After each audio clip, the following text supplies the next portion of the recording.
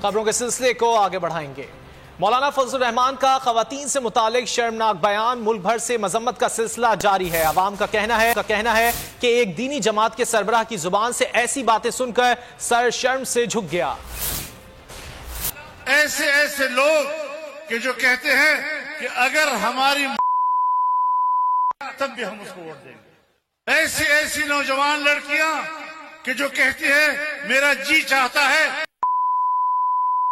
یہ اخلاق پیدا کیے جا رہے ہیں، نوجوان نسل کو اس طرح گمراہ کیا جا رہا ہے۔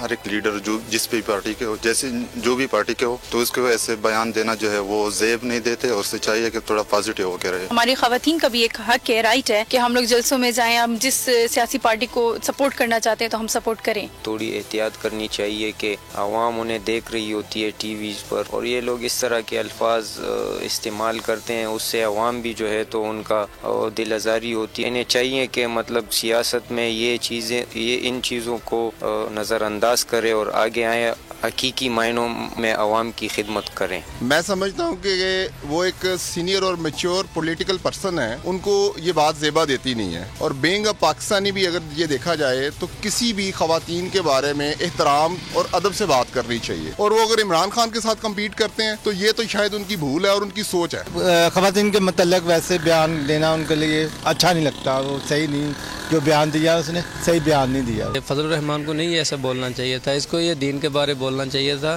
کوئی دین کی چیز سمجھانی چاہیے تھی، یہ غلط بات ہے۔ انہوں نے غلط بات کی ہے یہ رات۔ یہ ملک اسی چیز سے پہچانا جاتا ہے کہ عورتوں کی عزت کی جاتی ہے اس ملک میں، اور ان کو ان کا حق دیا جاتا ہے۔ جلسے میں چاہے عورت ہو یا مرد ہو، ہر کسی کا حق ہے، تو اس طرح کر کے الفاظ جو ہیں یہ مولانا صاحب کو نہیں ہم چاہتے کہ اس طرح کے وہ جواب دیں۔